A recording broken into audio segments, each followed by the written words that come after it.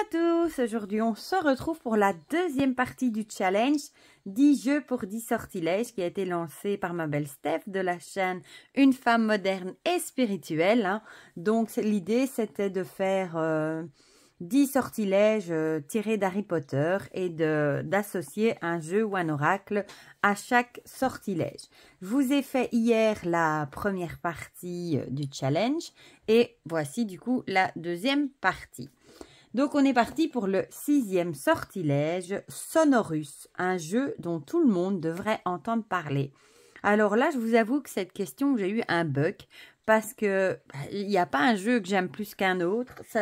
Puis ça dépend aussi de l'utilité de tout le monde, de ce qu'on en fait, du goût des uns, des goûts des autres, de l'utilité aussi, si on en a besoin pour travailler sur ses ombres, ou voilà. Donc franchement, moi mes jeux, je les aime tous, donc je ne serais pas en conseiller un seul. Par contre, il y a un livre qui m'est venu à l'esprit et je vous en ai déjà parlé. Il s'agit du Grand Dictionnaire des malaises et des maladies de Jacques Martel. Ce fameux livre qui va nous expliquer que les maladies en fait découleraient de sentiments, d'émotions qu'on garde à l'intérieur de nous, de conflits, etc. entre les pensées, sentiments, etc. Et c'est ce que je vous ai déjà dit. Et ce livre est un vrai bijou. Franchement, on le trouve encore. C'est aux éditions Quintessence. Moi, je l'ai 2 fois. D'ailleurs, j'ai l'ancienne version et j'ai celle-ci, nouvelle version, revue et augmentée. Bon, il est assez connu, mais si vous ne le connaissez pas, comme je vous l'ai déjà dit, par exemple, je ne sais pas moi, par exemple, pour une angine, voilà. Vous voyez, on va nous dire, je vais juste vous lire ça, comme ça vous aurez un petit exemple. L'angine est caractérisée par un resserrement au niveau de la gorge dû à une inflammation aiguë du pharynx. Il y a quelque chose qui ne passe pas, une émotion bloquée qui empêche de dire à mon entourage mes véritables besoins. J'ai le sentiment qu'en serrant la gorge, donc le chakra ou centre d'énergie de la créativité et de l'expression, je ne peux exprimer ce que je vis et ce que je ressens face aux autres et je continue à mettre inutilement l'attention sur cette croyance. Je dois trouver ce qui m'a amené à penser à cela. Je peux habituellement trouver une réponse dans les dernières 48 heures précédant le malaise. Serait-ce une légère irritation, soit le conduit enflammé, ou une petite frustration que je n'avale pas et qui subsistera jusqu'à ce que je change mon attitude et mes pensées. Pas question d'avaler cette histoire, même si cela me met le feu à la gorge. Ce peuvent être aussi des pensées noires et négatives par rapport à quelqu'un ou à une situation. Il y a quelque chose que je veuille absolument attraper, comme par exemple un nouvel emploi, un résultat scolaire exceptionnel qui m'éviterait une situation où j'aurais à me justifier, à m'expliquer, à rendre des comptes, ou qui m'empêcherait de sentir la mort qui rôde autour de moi. Mes émotions non exprimées sont en ébullition et quand je me permets de finalement dire les choses, je peux encore me sentir inconfortable ou coupable. Je ne me donne pas la permission de demander de l'aide aux autres. Et du coup, ici, à la fin, on a une aide pour vous faire, pour vous aider à aller mieux. Peu importe la raison de ce malaise, j'accepte qu'il est temps de rester ouvert et de rouvrir ce canal, même si ma vive sensibilité a été blessée. Mes besoins fondamentaux doivent être satisfaits et j'y ai droit comme tout le monde. Je reste ouvert à mes besoins et centré sur mon être intérieur. Si je veux éviter ce genre d'angine au niveau de la gorge, j'accepte de demander pour ainsi ouvrir mon cœur à recevoir les cadeaux de la vie. Voilà, donc ça c'est le petit conseil si vous voulez éviter d'avoir des angines. Voilà, et donc c'est classé par ordre alphabétique. Évidemment, il y a des trucs moins graves, il y a des trucs plus graves. Il y a les fractures, des fourmillements, chagrins, coups de chaleur. Enfin, il y a vraiment tous les mots qu'on peut avoir. Voilà. Et moi, quand il y a un petit truc qui ne va pas, j'ai tendance à aller voir dedans. Voilà. Même les yeux secs, par exemple. Voilà. Donc ça, ce serait vraiment un livre que je conseillerais à tout le monde. Parce que c'est un livre, justement, qui peut aider à comprendre d'où viennent les mots qu'on peut avoir. Comme les mots de dos, je vous l'ai déjà dit, c'est souvent quand on a trop de poids sur les épaules, trop de choses à gérer. Tout ça vient d'ici dedans. Et souvent, enfin même pas souvent, tout le temps, quand je vais voir pour un petit truc que j'ai, ben en général, c'est toujours vrai. Et j'ai déjà envoyé d'ailleurs des photos aussi à des amis qui avaient des petits soucis, etc. Et à chaque fois, ça tombait juste. Voilà. Donc, s'il y a un livre que je conseillerais à tout le monde, que tout le monde devrait connaître, ben, ce serait celui-ci. Voilà, que vous pouvez toujours trouver partout. Parce qu'un jeu, c'était juste pas possible. Alors, 7e sortilège, le sortilège oubliette. Un jeu que tu as mis de côté depuis longtemps et que tu as un peu oublié. Là, j'ai triché, j'en ai pris 2. D'abord, il y a celui-ci, que j'ai mis dans un petit pochon avec une petite breloque. Hein. C'est l'oracle des miroirs. Voilà. Je l'ai depuis très longtemps. C'est un jeu que j'aime beaucoup, mais il reste de côté. Je ne sais pas pourquoi. Voilà. De qui est-ce qu'il était? De Dimitri Allange Dufril. D'ailleurs, je crois que j'ai même son livre aussi. Pourtant, j'adore les illustrations, mais je ne sais pas. Voilà. Il reste dans mon tiroir, enfin dans ma bibliothèque. Le dos est comme ça. Faudrait une fois que je le prenne d'ailleurs pour une guidance, peut-être. Pourtant, je trouve que c'est un jeu hyper parlant et j'adore les illustrations. Les rêves, amitié, la loi. Et c'est un jeu qui a eu beaucoup de succès pourtant au début aussi. Encore maintenant, je crois. Bien que maintenant, c'est vrai qu'on le voit moins. La chance, le cadeau. Hop, le contrat. Il y a une partie à l'envers, décidément. Contrat, le bouclier, le verdict, le compromis, la victoire. Faudrait que je le laisse de côté. Et l'instabilité. Je vais peut-être le laisser de côté, un petit peu près de moi, et je vais peut-être essayer de l'utiliser un peu plus, parce que j'adore les illustrations de ce jeu, c'est ça le pire. Voilà. Donc, l'oracle des miroirs, de Dimitri d'Alphonse Duvril. Ensuite, bon, je vais le mettre sur le côté. Le deuxième, c'est celui-ci. Je ne sais pas, à force de le voir partout, ça faisait des années que j'avais très envie de l'acheter. Et quand elle a sorti cette nouvelle version, j'ai craqué tout de suite. Il s'agit du 77 d'Aliaske, hein, dans sa version de luxe, avec son magnifique pochon, sa belle boîte. Et on a dessus, d'ailleurs, oui, c'est vrai qu'il est signé à l'envers, encore une fois. Voilà. Et ce jeu, finalement, reste dans mon armoire parce que je ne sais pas, je ne l'utilise pas. Voilà. Je ne sais pas pourquoi. Et alors, c'est en relief, voilà. Et c'est la version sans bordure avec le fond beige et les cartes en doré. Hein, voilà. Je n'ai pas la version normale. Mais celui-ci m'avait tapé dans l'œil. Et bof, il reste dans l'armoire finalement. Voilà. Mais c'est un jeu maintenant de collection parce qu'il me semble qu'elle ne l'a... C'était une édition limitée. Voilà. Mais du coup, voilà. Bon, peut-être qu'un jour, je le sortirai. Je suis contente de l'avoir dans ma collection vu que j'avais pas la version normale. Et je n'ai pas spécialement envie d'acheter la version normale non plus. Voilà. Et ici, on a les petites breloques. Il me semble que c'était du plaqué or avec les petits sets. Hein. Même le pochon est joli. Hein. Enfin, tout est joli dans ce kit. Mais voilà, c'est un jeu que j'ai acheté. Et je devrais peut-être travailler un peu plus avec pour apprendre à l'apprivoiser. Mais pour le moment, ce n'est pas encore le cas. Mais je sais qu'il est là, au cas où.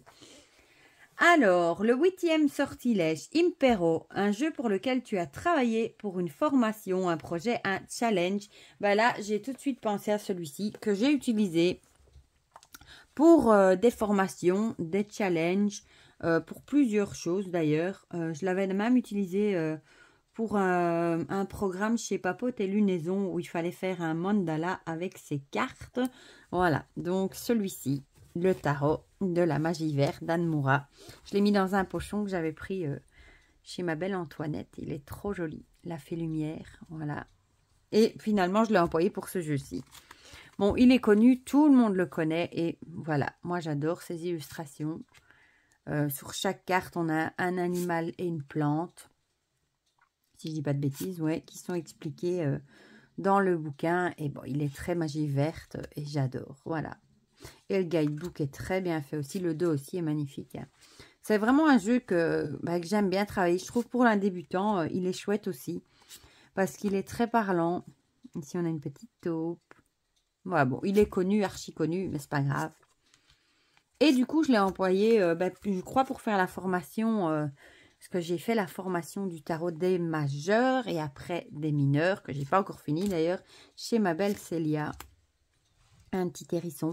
Et du coup, j'avais employé ce jeu aussi. Et je l'aime beaucoup. Voilà. Bon, je vais pas vous montrer tout le jeu non plus, mais quelques cartes pour le plaisir. Voilà. Et celui-là, je crois qu'on le trouve, j'adore l'as de baguette. Je crois qu'on le trouve encore partout aussi, le roi de houx. Oui, c'est vrai qu'il y a certaines majeures qui ont été renommées, mais bon, on vous explique tout ça, comme par exemple la chevauchée sauvage, c'est la tour. C'est bien expliqué dans le livre. Par exemple, l'arbre monde, c'est le monde. Voilà, il est trop beau. J'aime trop. Et les tranches sont dorées, si je dis pas de bêtises. Bon, moi, il est un peu... les coins se sont un peu usés, vous le voyez. Hein, la dorure est partie. Parce que je l'ai beaucoup utilisé. Voilà.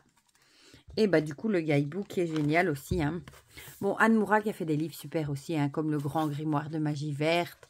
Les livres, les 4 tomes Secrets de sorcière, si je dis pas de bêtises. Voilà. Par contre, il est en noir et blanc. Celui-là, c'est encore un plus vieux. Bon, le coffret, lui, par contre, c'est un beau coffret, une boîte cloche. Mais comme je l'utilisais souvent, j'ai mis le coffret quelque part en haut dans mes armoires. Voilà, donc vous avez à chaque fois pas mal de textes, hein, signification, la carte inversée et les mots-clés. Donc lui, je l'ai utilisé dans une formation. D'ailleurs, je ne sais pas, peut-être que je sais vous montrer la... Voilà, j'ai été vous chercher mon cahier. C'était où que j'avais fait ça? Ici, c'était un truc de... comme on dit, les collages, hein, sur ce que m'inspirait l'inspiratrice. Voilà, c'était le challenge de l'ombre à la lumière, je crois. Non, c'était avant alors. Où est-ce que j'ai fait ça? Je l'avais mis, je crois. Ah, ben c'était son truc, découvrir son tarot. Voilà. Et alors, il conseillait de faire, voilà, le mandala. Et j'avais fait les photos avec toutes les arcanes pour avoir une vue. Et du coup, ben, j'avais fait des photos que j'avais imprimées. Du coup, pour garder une trace. Voilà. Oui, c'était ça pour reconnaître son tarot. Voilà. Donc voilà, et puis je l'ai utilisé aussi dans la formation. Et c'est un jeu que j'utilise souvent, qui est souvent près de moi. Voilà, ben je crois qu'il y en a beaucoup à l'avoir, celui-là. Le tarot de la magie verte d'Anne Moura. Et avant-dernier sortilège, je vais mettre ça là, je vais tout faire tomber. Endoloris, un jeu qui t'a soigné, qui t'a aidé. Là aussi, j'ai eu du mal à trouver un jeu. J'ai choisi celui-ci, l'Oracle des Métamorphes de Lucy Cavendish, avec les fameuses poupées aux grands yeux de Jasmine Beckett-Griffith.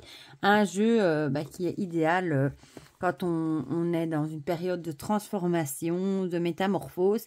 Et c'est un jeu qui m'a beaucoup aidé quand j'ai repris... le pas des jeux, des tarots, etc. Parce qu'à savoir que j'ai fait une pause pendant une dizaine d'années où j'ai plus regardé les jeux, j'en ai plus acheté. Et puis après mon vécu et mon divorce, j'ai recraqué. Et c'est un jeu qui m'a aidé à aller mieux dans ma période de transformation. Voilà, de reconstruction, etc. Et voilà, bon, déjà moi j'aime beaucoup les jeux, le dos est comme ça. De Lucy Cavendish, je crois que je les ai tous. Hein. Voilà, et c'est un jeu qui aide bien, je trouve. Par exemple, le changement est naturel mais douloureux. Ma vie est douce. Et bon, j'adore ces illustrations. Là, il y a des petits furets. Je renais.